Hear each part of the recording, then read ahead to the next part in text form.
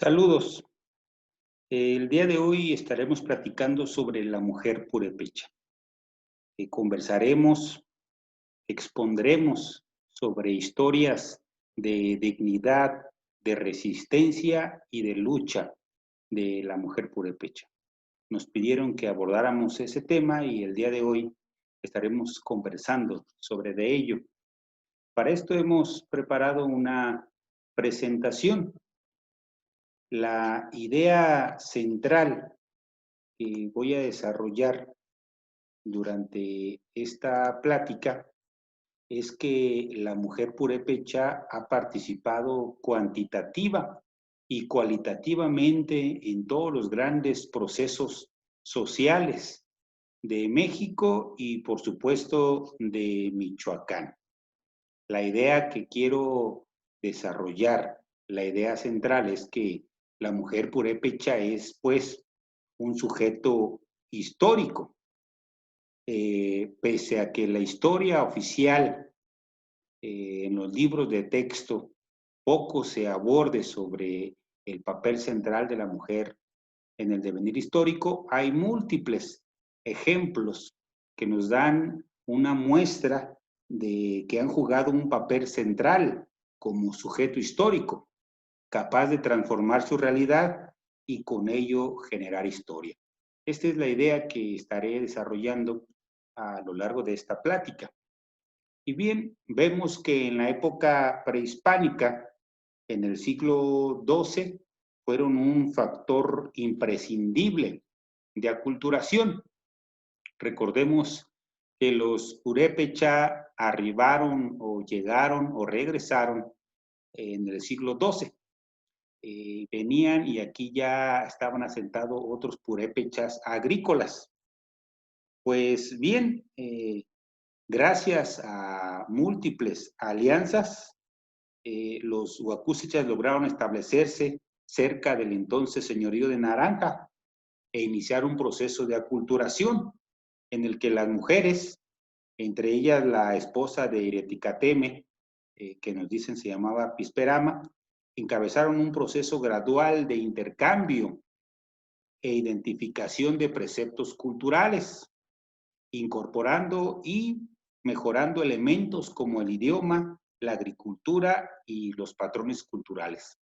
De ello nos da cuenta este libro de la relación de Michoacán. En múltiples pasajes nos demuestra o nos informa cómo la mujer jugó un papel central en la aculturación de los recién llegados huacúsechas. También en la época precolombina, las mujeres fueron un elemento indispensable de unión entre los entonces errantes huacúsecha y el señorío de Jarácuaro. Se hizo también una alianza teológico-militar, la cual sentó las bases ideológicas y aceleró la acumulación de fuerzas para el proceso de expansión. Esta alianza se representa mediante el enlace de Patzimba, que era hija de Curipaxán, un principal de la hija de Jaracuaro, y Coacume, un señor huacúsecha, naciendo de esta unión uno de los personajes históricos más importantes del pueblo purépecha, que es Tareacuri. Entonces vemos también que fue un factor indispensable, imprescindible de unión de lo que después fue el Estado purépecha.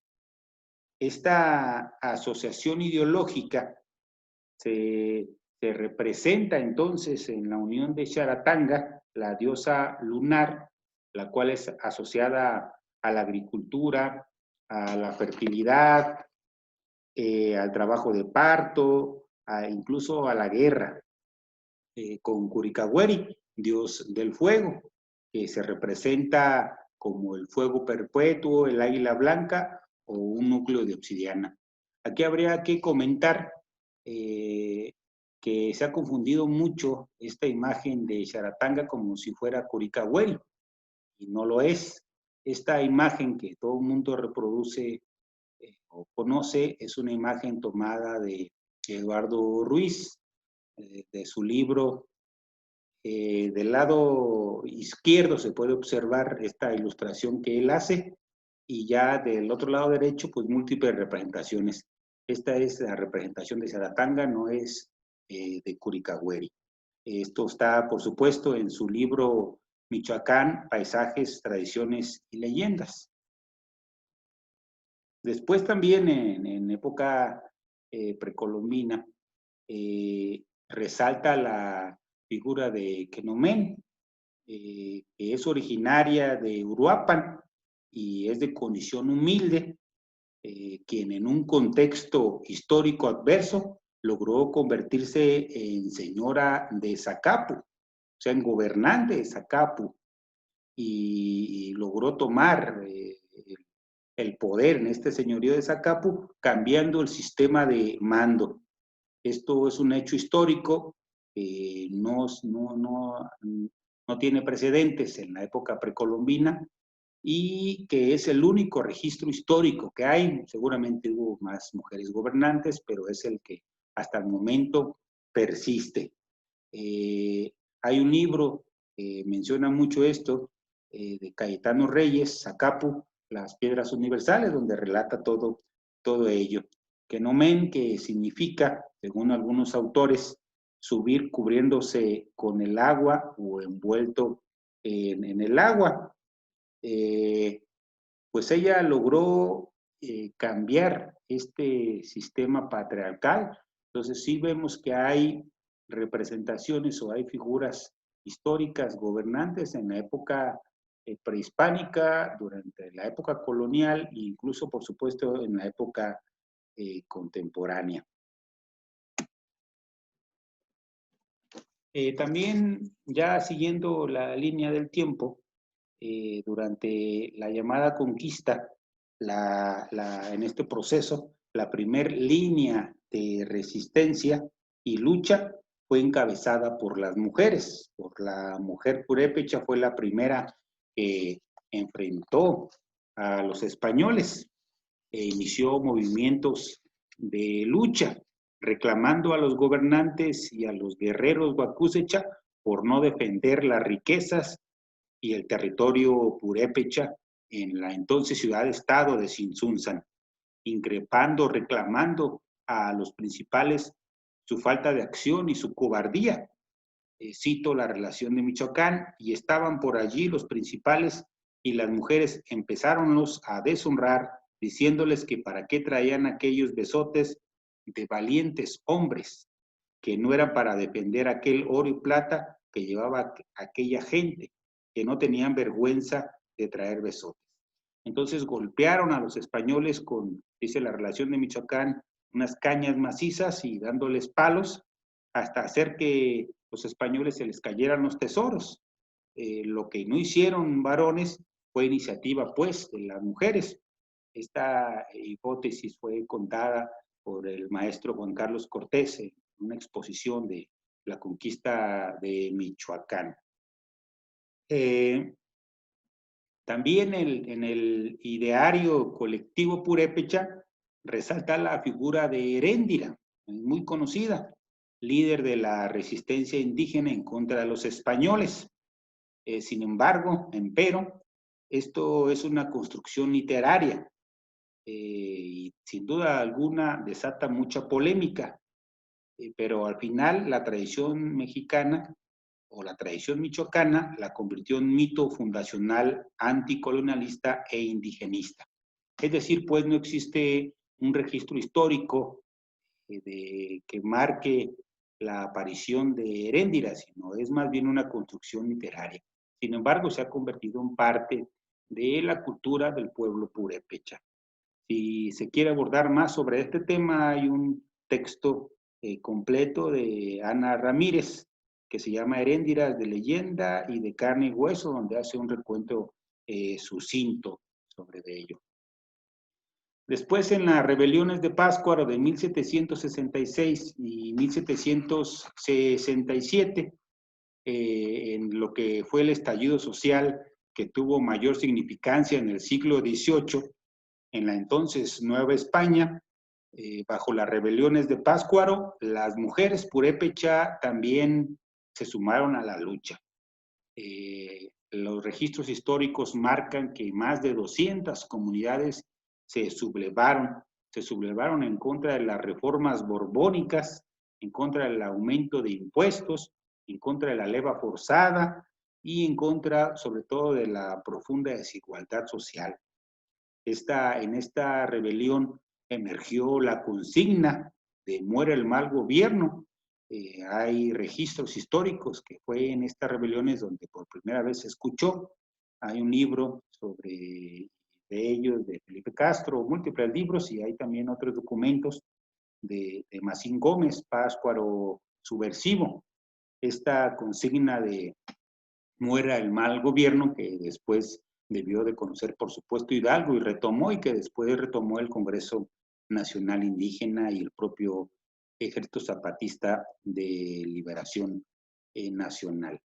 Entonces, durante estas rebeliones, que ha sido la rebelión más grande de la historia del pueblo purépecha, más de 200 comunidades, insistimos, lucharon en contra de la corona, se adelantaron a lo que después fue el proceso de independencia. Por supuesto, también participaron cientos de mujeres. Y también durante el periodo de independencia hubo una participación activa y militante de mujeres purépecha. Baste recordar que el 60% de los combatientes durante la independencia pues eran, por supuesto, hombres y mujeres indígenas. Entonces, también tuvieron una participación muy activa y decisiva durante el proceso de independencia.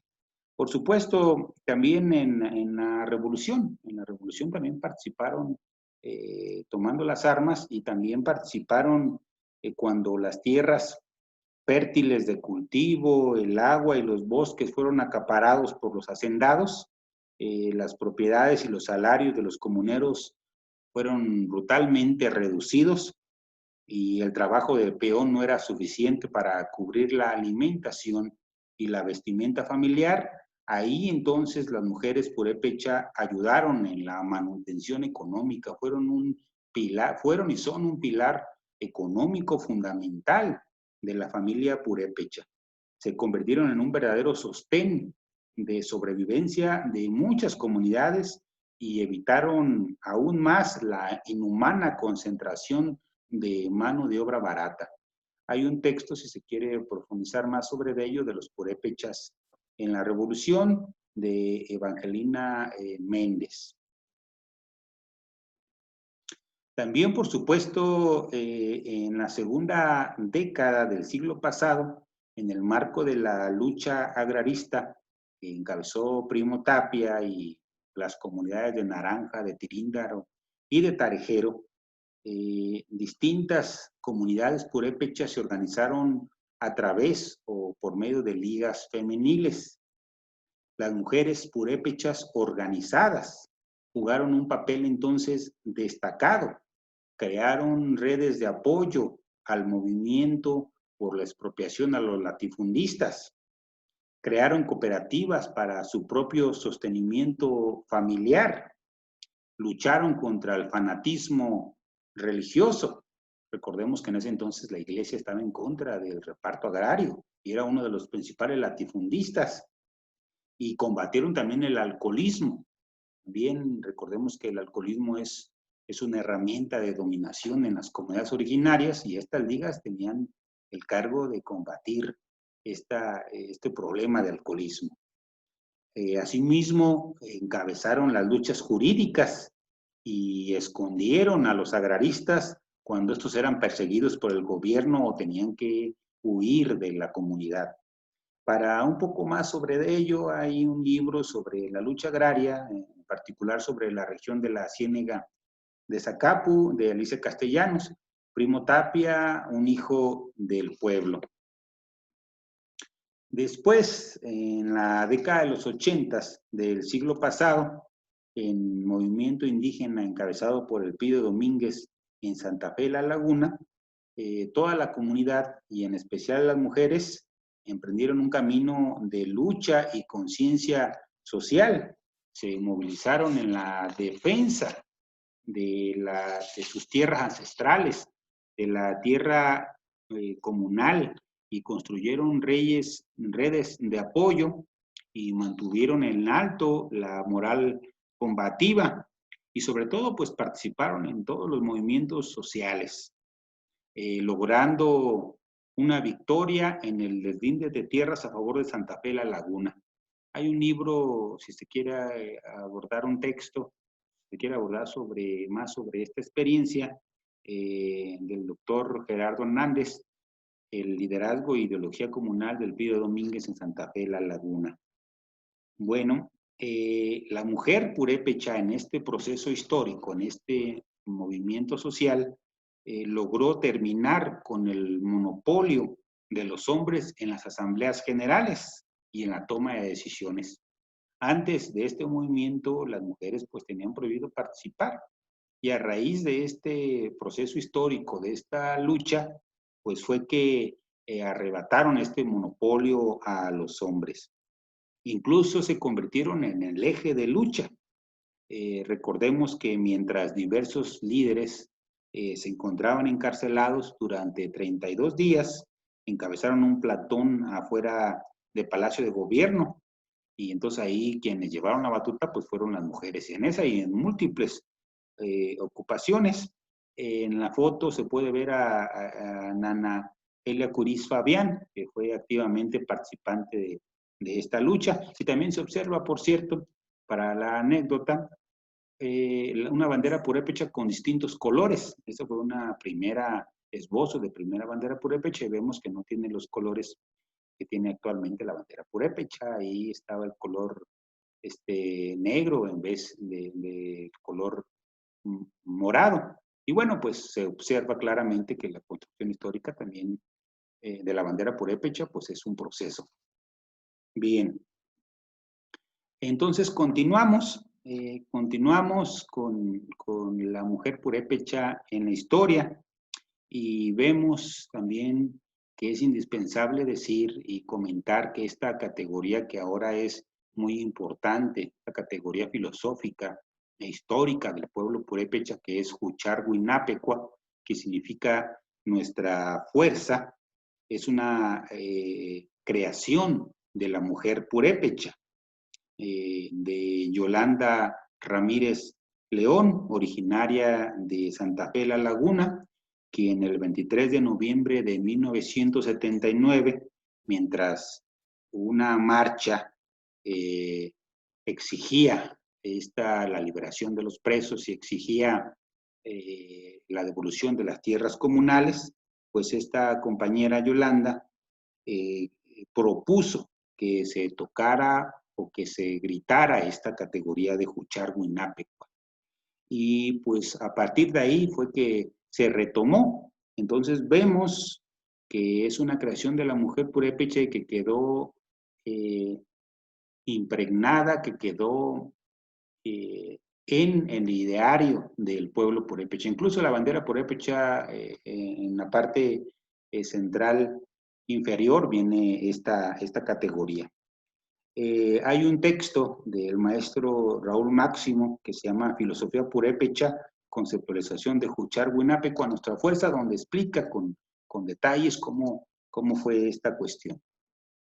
Después, posteriormente, consecutivamente, en la sesión del tercer Congreso Nacional Indígena, así como en la reunión 29 del Congreso Nacional Indígena, llevada a cabo en la comunidad de Nurío, se abordó de manera general e importante que era necesario continuar con la participación de las mujeres en la liberación de los pueblos, estableciéndose la necesidad de resistencia y lucha de las mujeres y de los hombres de los pueblos originarios. También es preciso mencionar el conflicto postelectoral en 1988, donde después de este fraude electoral que impuso a Carlos Salinas, pues la comunidad de Cherán, y en particular las mujeres, participaron activamente en las elecciones, en este proceso político electoral, y después protestaron en contra del fraude y lideraron lo que se llamó después la desobediencia civil. Para ello cerraron la carretera principal, se apoderaron de autobuses para asistir a múltiples manifestaciones a Morelia, pero en específico tomaron un papel clave en la defensa de la plaza principal y del gobierno de oposición, confrontándose con la entonces Policía Federal y Estatal, y les aventaban o los quemaban con agua hirviendo o café caliente. Hay un texto de Tatiana Pérez, Memoria Histórica de la Insurrección Cívica Purépecha, 1988, donde nos relata estas partes. Más tarde, en el año 2011, de nuevo, las mujeres de Cherán vuelven a desempeñar un papel trascendental, toda vez que fueron ellas quienes iniciaron y encabezaron la rebelión en contra de las desapariciones y asesinatos, así como en la defensa de los recursos naturales de la comunidad, la búsqueda de la verdad histórica y sobre todo la justicia. Hay un texto también de Eureka Guerrero, Las viudas, las 9 mujeres, las lunas rojas del fuego de Cheral, donde nos relatan todo ello. También, por supuesto, otro ejemplo en el pasado reciente, en el 2014, lo hicieron el pueblo de Calzoncin y las mujeres de Calzoncin en un contexto de lucha de la comunidad por la libre autodeterminación. Las mujeres de ahí de la comunidad rescataron a los hombres que estaban en manos del ejército mexicano, estos hombres que fueron acusados de tener una ronda comunal. Entonces las mujeres fueron y se los quitaron al ejército, los rescataron. Lo que llamaron ellos la defensa indígena autónoma, y les recuperaron, no solamente rescataron a los compañeros, sino también rescataron las respectivas armas. Bueno, entonces vemos que ha participado en múltiples movimientos sociales e históricos, pero por supuesto también en movimientos culturales. La mujer purépecha es fundamental para el desarrollo y preservación del idioma purépecha, y con él toda la cosmovisión, la cultura e historia de este milenario pueblo. Gracias a ellas, de generación en generación, miles de niños han aprendido a sentirse orgullo por su lengua, por su cultura y por sus tradiciones. Recordemos pues que es la mujer purépecha la primera que enseña la lengua materna, la primera que enseña con el ejemplo y por supuesto la primera que educa a todos los que somos purépecha.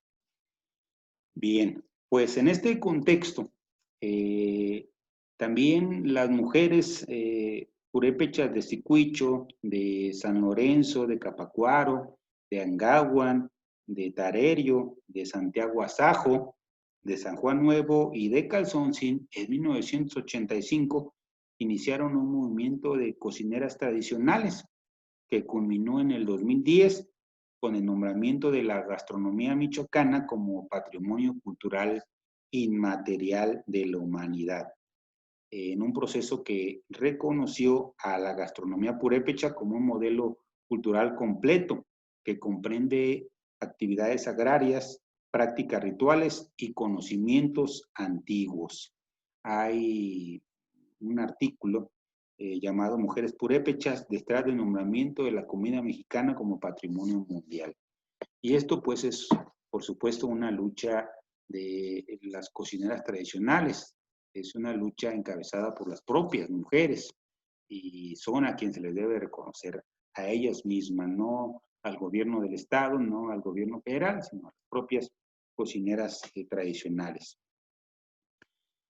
Para ir finalizando, para ir terminando, pues queremos decir que en tiempos contemporáneos, en tiempos recientes, las mujeres purépecha han participado activamente en las diversas luchas por la autodeterminación, autonomía y autogobierno de sus respectivas comunidades.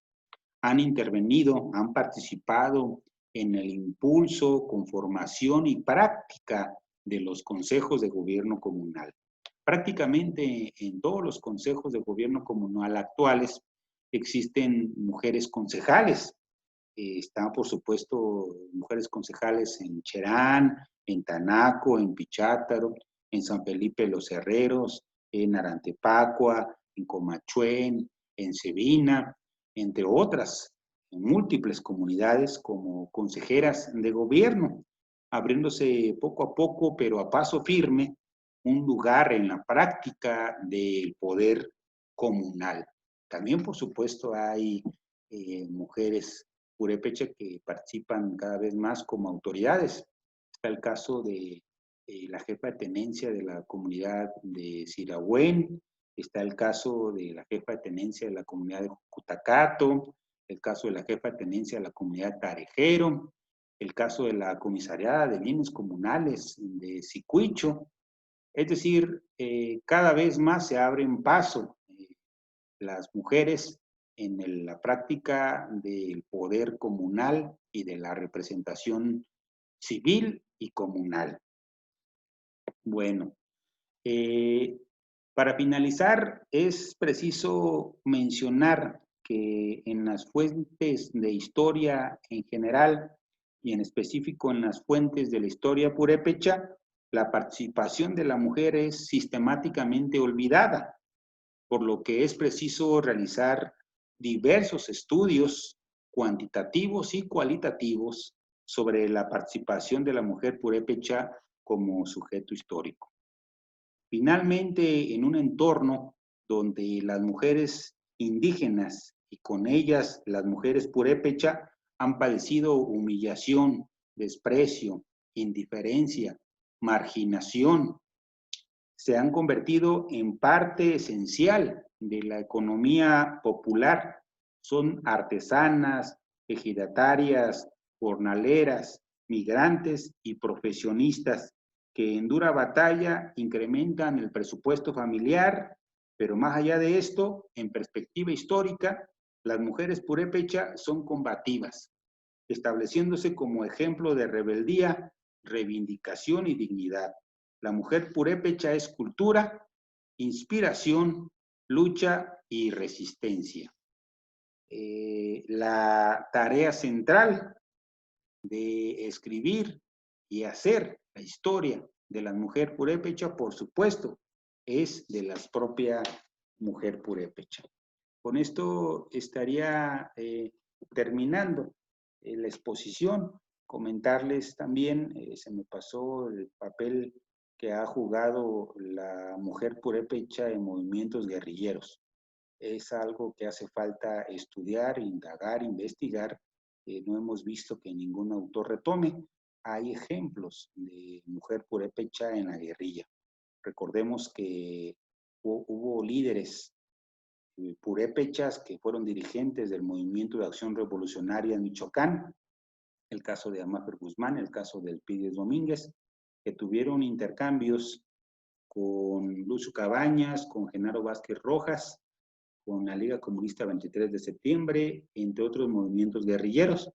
Y en este contexto, por supuesto, también hubo múltiples participaciones de mujeres purépecha en movimientos guerrilleros que hace falta estudiar, que hace falta investigar y que hace falta exponer. Pues con esto terminamos la exposición, quedando atento a sus dudas y comentarios. Muchas gracias.